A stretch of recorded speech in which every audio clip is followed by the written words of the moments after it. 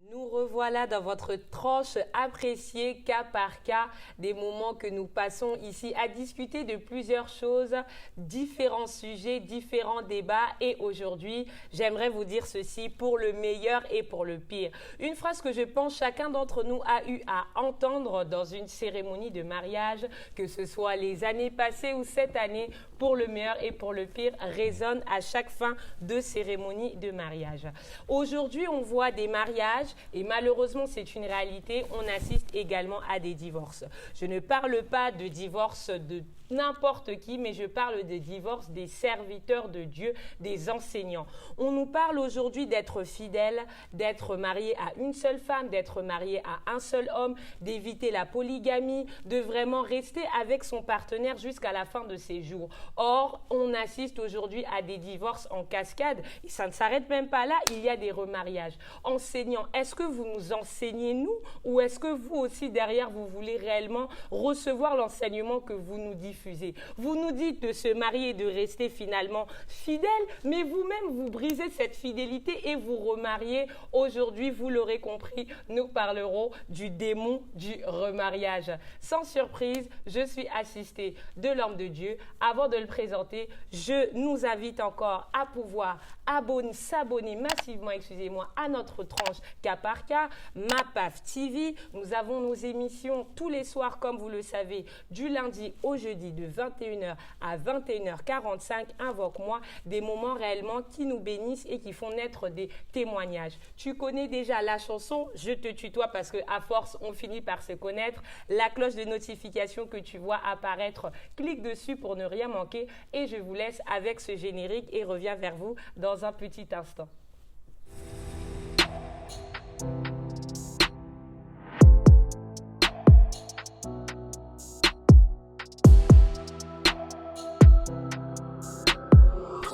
Purchase your tracks today.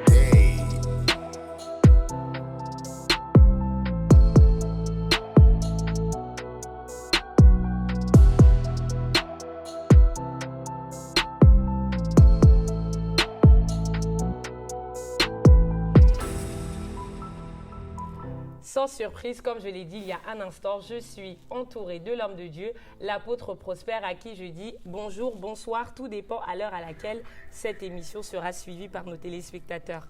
Bonjour sœur Charité, bonjour à tout le monde, que le Seigneur nous fasse du bien. J'espère que tu vas bien. Grâce à Dieu, ça va, je vais bien. Tu as assisté avec moi au départ de ces moments, ce que j'ai eu à dire.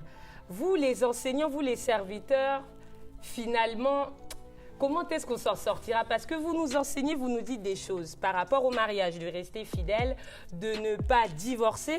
Mais je suis désolée, tes confrères aujourd'hui le font gratuitement, le voient, se remarient, divorcent, se remarient. Finalement, qu'est-ce que tu peux dire pour défendre tes confrères? Parce que nous, on est perdus aujourd'hui. Déjà, une chose à savoir, les mariages apparaissent simples lorsqu'on entend mariage et les gens aiment se marier et veulent se marier. Oui. Mais le mariage n'est pas donné à tout le monde. Les disciples de Jésus étaient les premières personnes à réclamer que si tel est le cas, les conditions qui concernent le mariage, qui sont dans les mariages, vaut mieux ne pas se marier. Et Jésus les a dit, de toutes les façons, tout le monde ne comprend pas cette parole. Seulement à qui cette parole a été donnée. Car nous avons trois catégories. Il a utilisé en termes des eunuques. Donc, il a dit, là nous sommes sur Matthieu chapitre 19, à partir du verset 10, verset 11 et verset 12. Jésus dit que nous avons trois catégories des eunuques. Ça veut dire que nous avons trois catégories aussi des personnes en termes du mariage. Donc, d'autres personnes vont se marier parce que c'est une destinée de se marier. D'autres, c'est des gens qui vont les pousser de se marier. Et pour d'autres, c'est eux-mêmes qui voudraient se marier. Déjà, Jésus lui-même ne s'est pas marié, donc ce n'est pas un péché. Et Paul aussi ne s'est pas marié, ce n'est pas un péché. Donc il n'y avait pas de démon de célibat pour eux? Non, il n'y a pas de démon de célibat. D'ailleurs, on l'entend aujourd'hui. C'est marié, tu dois destiner à cela. D'accord. Et puis, ne pas se marier aussi, tu dois être destiné à cela. Donc les deux, c'est une destinée? C'est une destinée. Tu peux ou pas te marier, si c'est ta destinée, c'est ton destin, comme on dit. Donc, voilà, c'est pas un problème, c'est pas un péché. Bon, après, il y a aussi des démons qui empêchent quelqu'un de ne pas se marier. Ça existe aussi. D'accord. C'est cas par cas. Donc, comme on dit toujours, donc c'est cas par cas. Mais ici, là, je parle des conditions du mariage. Nous, les hommes de Dieu, nous, les enseignants, comme tu as dit, pourquoi nous nous marions et nous divorçons. En fait, moi, je ne suis pas dans ces cas-là. Parce que c'est cas par cas. Mais si je parle la parole au nom de tous les hommes de Dieu. C'est ça. Je me permets. Mais le problème là-dedans, c'est quoi? C'est que nous devons savoir que lorsqu'on se marie, c'est là où les disciples ont dit que non, les conditions disent comme ça. À quoi sert de se marier? Non, Jésus a dit seulement aux hommes dont Dieu avait destiné de se marier, c'est eux qui vont supporter ça. Avant de te marier, il faut réellement savoir que là, je me marie. Et comme je me marie comme ça, là, c'est fini. C'est fini. C'est fini. Le mariage, c'est un aller sans retour. Dès que tu es dedans, quoi. D'accord. Peu importe ce qui est ta femme, peu importe ce qui est ton mari, sache-le, dès que tu es marié à quelqu'un, tu es marié à quelqu'un. Que les gens arrêtent de se tromper. Lorsque tu es marié, alors tu es marié. On ne se marie pas pour divorcer, non parce que c'est un slogan, mais c'est la parole. C'est ça, parce qu'aujourd'hui, ça apparaît réellement comme un slogan. C'est ça le... On ne se marie pas pour se... Non, on ne goûte pas le mariage. Je me marie, si ça ne marche pas, je vais divorcer. C'est ça. Non. Lorsque tu es marié, tu es marié. Donc, peu importe, maintenant, il y a les gens qui peuvent dire, mais si mon mari me tabasse, je vais rester parce que c'est mariage. Si ma femme fait ceci, est-ce que je vais rester parce que c'est mariage? Est-ce que je ne peux pas... est-ce que vous voulez que je meure dans le mariage? Papa, maman, il s'agit de mariage. Tu devais savoir ça, que ton mari la tabasse. Avant de dire oui, tu devais savoir ça. Comment tu ne savais pas que non, c'est un mari qui tabasse? Comment tu ne savais pas que non, ta femme là, c'est un impoli? Comment et pourquoi tu ne savais pas ça? Tu peux me dire tout ce que tu veux me dire, mais moi, ce que je te dis, du moment où tu es engagé dans un mariage, tu es engagé pour la vie. Mais j'aimerais qu'on s'arrête à ce que tu viens de dire parce qu'il y a des personnes, et ça c'est une réalité, qui se dissimulent justement juste pour se marier. Face à leur partenaire, font semblant, par exemple pour des hommes violents, pour des femmes impolies, de ne pas l'être tout au long des fiançailles et se révèlent ainsi pendant le mariage. Donc si on suit ta logique, étant donné que le mariage ne se goûte pas mais on y va jusqu'au bout, une femme en danger devrait-elle aussi rester dans le mariage? Ou un homme qui se fait, ça existe aussi, tabassé par sa femme ou qui, à force d'impolitesse, vit, je ne sais pas, une maladie à cause de ça, doivent rester dans cet état-là? L'homme devait le savoir. La femme aussi devait le savoir. Si tu ne le savais pas, pourquoi tu ne savais pas? Est-ce que c'est le problème de la parole qui avait dit que dès que tu te maries, tu ne divorces plus? Ce n'est pas le problème de la parole, c'est ton problème. Donc, voilà pourquoi c'est à toi. Et toi qui n'es pas encore marié là, c'est à toi de vérifier très bien les données. Aussi, l'homme parfait n'existe pas. La femme parfaite aussi n'existe pas. Il faut vraiment prendre des choses cas par cas et puis contour par contour pour bien comprendre de quoi il s'agit. C'est très important. Bien-aimé, tu n'auras pas un homme parfait, tu n'auras pas aussi une femme parfaite. Oui. Mais tu peux vérifier. Si tu n'avais pas vérifié, ou tu avais vérifié mais tu n'avais pas compris, l'autre a bien dissimulé son comportement, c'est la faute de qui? Vous voulez maintenant que la parole de Dieu fasse quoi? Lui, il a dit, la parole de Dieu, elle a dit seulement que du moment où vous êtes déjà marié, vous êtes marié. L'apôtre Paul en parle, 1 Corinthiens chapitre 7. Vous voyez, l'apôtre Paul en parle, vers le verset 11 là-bas, l'apôtre Paul, 10, 11 là-bas, l'apôtre Paul en parle. L'homme et la femme, que la femme ne se sépare pas de son mari et que le mari ne répudie pas sa femme. L'apôtre Paul en parle, il dit réconciliez-vous. Si vous trouvez que ce n'est pas, réconciliez-vous. Mais le Seigneur Jésus a dit, si tu répudies sa femme, à cause, parce que l'autre va dire que non, mais infidélité, oui. L'infidélité peut amener les gens à divorcer. Mais si vous divorcez, vous arrêtez là. Parce qu'on t'a trompé, non? Ok, tu divorces, tu t'arrêtes là. Pas plus. Tu divorces, tu t'arrêtes là. Mais si tu divorces pour que tu te remaries après, non. Non. Tu ne peux pas divorcer, quelle que soit la raison. Parce que divorcer, déjà, c'est pas bon. Ok. Mais au moins, divorcer, là, tu peux le faire. J'ai dit à une femme, là, tu peux divorcer. Donc, oui. C'est permis. Oui. J'ai dit à l'homme, tu peux divorcer. Oui. Mais à une seule condition. Après avoir divorcé, ne te remarie plus. Tu essaies de te remarier, tu es considéré comme adultère. Donc, si je comprends dans ton explication ici, le La mariage, parole, c'est pas mon la explication. parole, autant pour moi la parole. Le mariage, c'est un aller sans retour. C'est dans les sangs. Le divorce aussi, alors. Les divorces. Aller sans retour. Les divorces, non. Le divorce, ce n'est pas aller sans retour. Parce qu'avec le divorce, tu peux réconcilier. Avec l'homme sur le cul, tu as divorcé. D'accord, faut le préciser. Voilà pourquoi on dit que le divorce n'existe pas. C'est dans ces cadres-là. Mais si on peut dire que le divorce existe, à une seule condition, que ce divorce-là s'arrête seulement au divorce. Vous divorcez et tu te tais. Tu te tais, tu restes tranquille. Tu arrêtes tes jambes, tu arrêtes tout, tu restes tranquille. Là, on dit que tu as divorcé. La Bible, là, tu es en harmonie avec la doctrine. Parce que le mariage, c'est une doctrine. Ce n'est pas une narration, c'est une doctrine. D'accord. C'est quelque chose qu'on ne peut pas changer, qu'on ne peut pas bouger. Les données du mariage, voilà pourquoi les disciples ont dit que non, si telle est la condition du mariage, vaut mieux ne pas se marier. Jésus a dit non, mais ce n'est pas donné à tout le monde. Ils ont pesé les enjeux, les pour, les contre. Certains se sont dit, oh, vaut mieux rester calme. Seulement à qui cette affaire du mariage est donnée. Parce que les mariés savent, ils peuvent comprendre de quoi je parle. Rester au mariage, ce n'est pas facile. Rester à deux dans un mariage, ce n'est pas facile. Et si tu as accepté le mariage, tu acceptes tout. Après, tu me mets tout même si on tabassé, regarde l'homme là, a tué sa femme, il a tabassé, il a étranglé. Maman, c'est les conséquences, papa, du mariage. Tu devais savoir que l'homme là tape. Tu devais savoir que cette femme là, c'est une menteuse. Tu devais savoir ça. Mais comme tu n'avais pas su, ou tu ne voulais pas voir ça, ou tu ne voulais pas écouter, maintenant que tu es dedans, tu as marché comme ça, mais c'est à qui en fait, c'est à qui la faute? Qui vous a mis à être à deux là? Qui vous avez? Allez chez la personne qui vous a envoyé de rester à deux. Mais si ça vient de vous-même, mais à qui? Tu veux t'en prendre à qui? Donc tu dois rester dans ton mariage. Si tu veux divorcer, divorce, mais seulement ne te remarie pas. C'est là où nous parlons de démon du remariage. Mais les hommes de Dieu même qui prêchent qu'il faut un seul homme, une seule femme, tout ça, pas de divorce, eux-mêmes divorcent. Eux-mêmes divorcent, nous-mêmes nous divorçons et nous-mêmes nous remarions. Et facilement. Finalement, ceux qui doivent montrer l'exemple ne le montrent plus. Comment est-ce qu'on peut s'en sortir aujourd'hui? Parce qu'il y a les réseaux sociaux, on avait eu abordé ce fait-là des réseaux sociaux. Tout est amplifié aujourd'hui. Pour certains, ça devient normal, ça devient un modèle. Est-ce qu'on doit suivre ces personnes comme des modèles ou est-ce qu'au contraire, on doit revenir à la lumière de la Bible comme tu es en train de nous expliquer finalement? Nous avons 3 catégories, ne vous inquiétez pas. Les gens qui devaient montrer l'exemple sont là et ils sont en train de montrer l'exemple.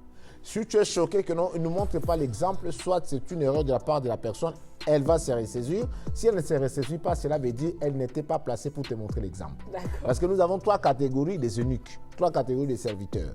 Donc, il y a ceux dont Dieu les a destinés ainsi. Ils vont se marier, ils ne divorceront pas, peu importe ce qui va se passer. Et il y a deuxième catégorie, c'est les hommes qui les poussent. Ils sont destinés à ne pas se marier, mais les hommes les poussent à se marier. Ils vont se marier. Et là, ils vont divorcer, ils vont se remarier. Et troisième catégorie, c'est eux-mêmes. D'accord. Personne ne lui a poussé. Lui-même veut se marier. Et pourtant, il est destiné à ne pas se marier. Oui, parce qu'il y a des gens qui sont destinés à ne pas se marier, tel que l'apôtre Paul, le Seigneur Jésus-Christ. Ils sont destinés à ne pas se marier. Il y a des gens comme ça. Matthieu chapitre 19, verset 10 à 12. Donc, il y a des gens comme ça qui ne sont... Le mariage est dur. Je ne te fais pas peur, hein? Mais je te dis que le mariage est dur. Les gens qui supportent le mariage, qui vont avec jusqu'au bout, c'est seulement les personnes qui sont destinées à se marier. Tu vas dire, oui, il y a des gens qui ne sont pas destinés à se marier. La Bible est claire. Tu comprends? Donc, du moment où tu es dans les mariages, tu restes. Tu ne divorces pas. D'accord. Tu essayes de te remarier, tu es considéré comme adultère. Tout homme de Dieu qui s'est marié et qui a divorcé et qui s'est remarié, c'est un adultère pur et simple. Mais comment on peut l'appeler adultère puisqu'en soi, il n'est plus avec la personne pour laquelle un mariage a été contracté? Matthieu chapitre 19. Nous prenons verset 4, on descend jusqu'au verset 10 même si vous voulez. Jésus en parle. Paul, 1 Corinthiens chapitre 7, verset 10 à 11, en parle. Cela veut dire quoi? Tu divorces, si tu sens que non, tu veux une femme encore ou un homme encore, va réconcilier avec la personne sur qui vous avez fait le divorce. Si ce n'est pas le cas, ne prends personne. Tu essaies de prendre quelqu'un d'autre. En dehors de la personne sur qui vous avez fait le divorce, tu es considéré adultère. Moi, j'ai une question qui me vient justement. Oui. Et si deux personnes qui étaient auparavant mariées divorcent et s'entendent entre eux, nous avons divorcé, tu refais ta vie, je refais la mienne. Est-ce que parce qu'il y a consentement entre deux, qu'on est divorcé et qu'on n'a plus de lien, ça s'applique réellement? Ou est-ce qu'ils sont considérés comme des personnes adultères? Considéré adultère. La femme, là où elle est partie faire sa vie, reprendre sa vie, la sienne, là, adultère. L'homme, là où il est parti faire, adultère. Donc la femme, de son côté, est considérée adultère aux yeux de Dieu et l'homme aussi considéré adultère aux yeux de Dieu. Donc la solution, si tu veux reprendre ta vie avec l'homme, avec la femme sur qui vous étiez au mariage au préalable. Et qu'en est-il si jamais il y a décès? Parce que ça peut arriver. Il y a divorce, mais l'autre conjoint, au moment de la réconciliation, est finalement décédé. Est-ce que cette personne est considérée finalement adultère, même au décès de son ex ou ex-femme ou ex-mari? 1 Corinthiens chapitre 7, verset 39. L'homme est libre dans ce cas-là. N'allez pas tuer ton mari, n'allez pas tuer ta femme pour avoir cette liberté. Homicide Parce volontaire. que tellement qu'il t'a pris la tête, il faut me le tuer seulement, la tuer comme ça, je me libère. Non. Patience.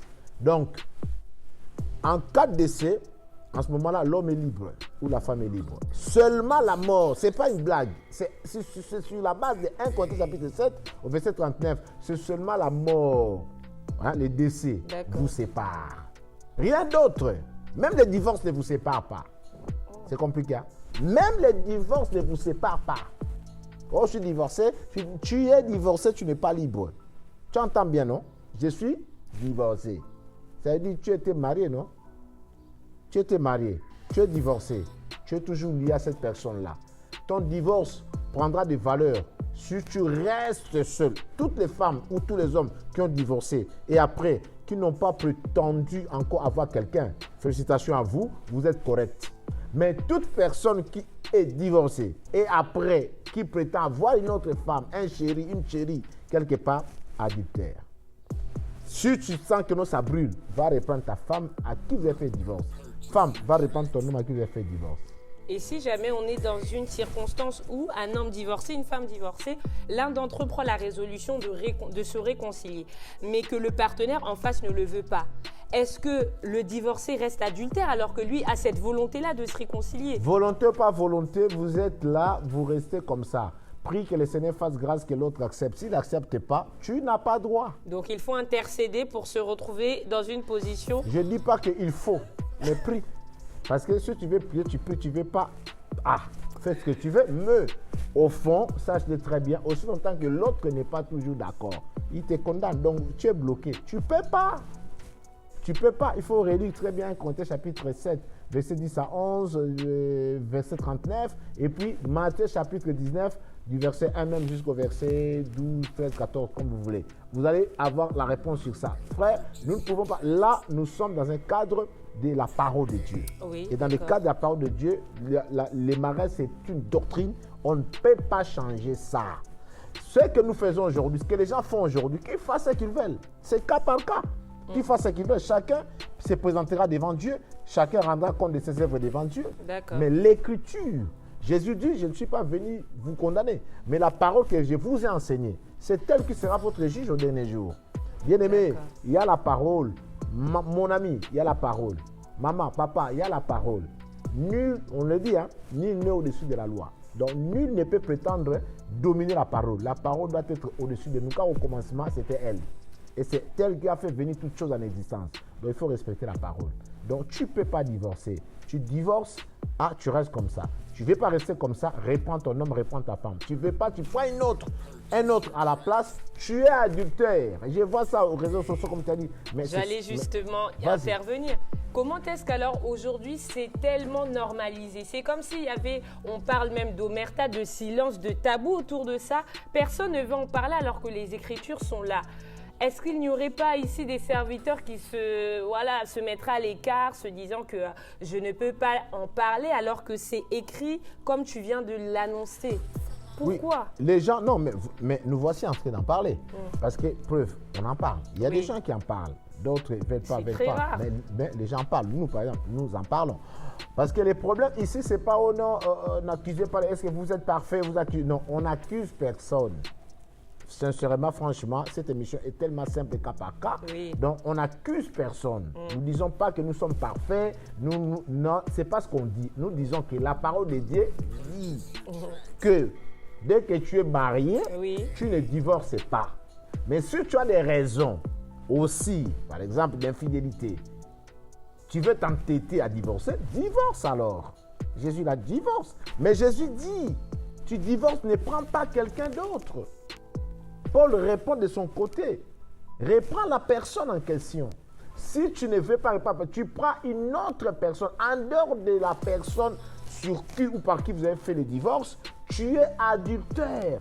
Alors cela veut dire que non, toutes les personnes qui se remariées, ça veut dire que non, tu reprends le mariage avec quelqu'un d'autre en dehors de celui sur qui ou par qui vous avez fait le divorce. Donc ça veut dire que tu es considéré, que tu sois archevêque, que tu sois évêque, que tu sois prophète, pasteur, que tu sois frère simple, que tu sois qui, même un païen, les remariages, bien aimés, n'existent pas.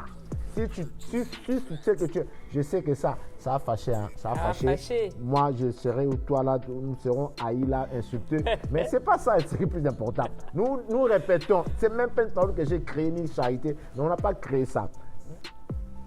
C'est la parole de Dieu. Même moi, je suis condamné à cette parole-là. Je suis condamné à cette parole-là. Donc, peu importe. Voilà pourquoi avant, c'est très important. Toi qui s'entête, avant le mariage, on te parle, tu ne veux pas. On te parle, tu ne veux pas. Toi, tu vois comme si on est contre toi. Ou bien les gens ne t'aiment pas. Va te mettre au mariage. Tu comprendras c'est quoi le mariage. Parce qu'alpha, on ne vérifie pas les choses au départ. On se laisse dans les sentiments. Quand ça va chauffer, c'est alors, oh non, je ne savais pas qu'il était comme ça. Mais qui a fait que tu puisses pas savoir qu'il était comme ça? Demande l'explication chez qui? C'est toi-même qui est venu avec ton homme. C'est toi-même qui est venu avec ta femme. C'est toi-même qui a choisi. C'est toi-même qui a présenté cet homme ou cette femme à la famille. Mais supporte. Mais d'où vient cette pensée? Non, je ne savais pas. Tu ne savais pas, c'est comme si quelqu'un te l'avait offert ou offerte. Non. Donc, il faut savoir sur quoi nous engageons. Il faut être responsable. Les mariages n'est pas donné à tout le monde. Il y a ceux dons qui sont destinés à se marier. Les choses marchent correctement. Je ne dis pas parfaitement, mais correctement. Mais après, nous avons aussi les gens qui ne sont pas destinés à se marier, sont poussés par les gens ou ils se sont poussés eux-mêmes dans cette affaire du mariage. Alors, comme ce n'est pas ta responsabilité, ce n'est pas ton fardeau. Trop lourd. Tu vas abandonner ça en cherchant des raisons et tu seras considéré adultère à vie pour rien. Les adultères ne verront pas les rois dessus. Cas par cas, votre tranche appréciée. Nous comptons sur vous pour nous laisser les commentaires, encore une fois les suggestions et les remarques constructives. N'hésitez pas également à poser vos questions parce que c'est vrai que ça ouvre vraiment beaucoup de questions. Ce démon du remariage, cette tendance qu'on a aujourd'hui de voir des serviteurs, des prédicateurs de la foi se remarier à tout va. Nous comptons sur vous. Comme on a l'habitude à chaque fois, est-ce que tu aurais un dernier mot pour tes confrères qui aujourd'hui montrent malheureusement ce modèle? Non, moi je n'ai pas de confrères, j'ai que des frères et des sœurs. Mes frères et sœurs, aînés et petits frères dans le Seigneur, papa, grand-père, oncle, tante dans le Seigneur, comme vous voulez, amis, tout ça, les remariages, vous le savez. Et ce qui est merveilleux, oui. Tout le monde le sait. Tout le monde le sait, et même ceux qui se remarient là, ils savent qu'ils n'ont pas le droit de se remarier. Mais ils ne se remarient pas l'entêtement. Okay. Les gens sont têtus. Hein? L'homme est têtu dès le départ, dès le commencement. Donc, l'homme aime toujours faire ce que Dieu interdit. Ce que Dieu ne veut pas, c'est ce que l'homme va faire. Ce que Dieu demande, l'homme cherche un débat. Débat contradictoire. Mais si Dieu n'a pas dit ça, là, ils font. Et si Dieu n'a pas dit ça, ils font. Mais si Dieu dit, ils ne font pas. Donc là, Dieu a dit, il ne faut pas divorcer, il ne faut pas remarier. Là, il divorce, il remarient. Mais si Dieu avait dit, divorcez-vous, remariez-vous, ils n'allaient pas divorcer. Ils n'avaient pas remarié. Comment tu le sais, apôtre? On voit tous les jours, parce qu'on voit, il y a beaucoup de sujets. Il y a beaucoup de sujets. L'homme fait des choses que Dieu n'a pas dit, c'est ce que l'homme fait. Si Dieu avait dit, l'homme ne fera pas. L'homme cherchera un débat contradictoire avec Dieu. Bref, mais grâce à Dieu, il faut le savoir comme ça. Tout le monde le sait. Tout le monde le sait. En tout cas, si tu as une Bible, comme Bible que j'ai, tu le sais. Au sujet du mariage, dans la doctrine du mariage, il n'y a pas de divorce. Tu divorces, tu restes comme ça. ou si tu trouves que non, tu brûles, tu n'arrives pas, tu reprends l'homme ou la femme en question. Si l'autre ne veut pas, tu restes comme ça, tu payes des prix.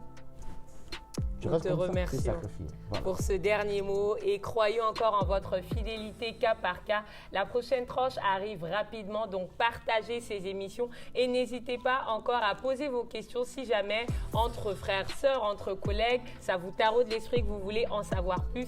Nous comptons sur vous. Vous disons à bientôt. Abonnez-vous. Abonnez-vous, la chanson reste la même. TV, on fait la différence. Exactement. Et puis lundi, jeudi, prière 21h de Paris à 21h45. Tout à fait. Nous disons en même temps ensemble, bye. Bye. Hosanna.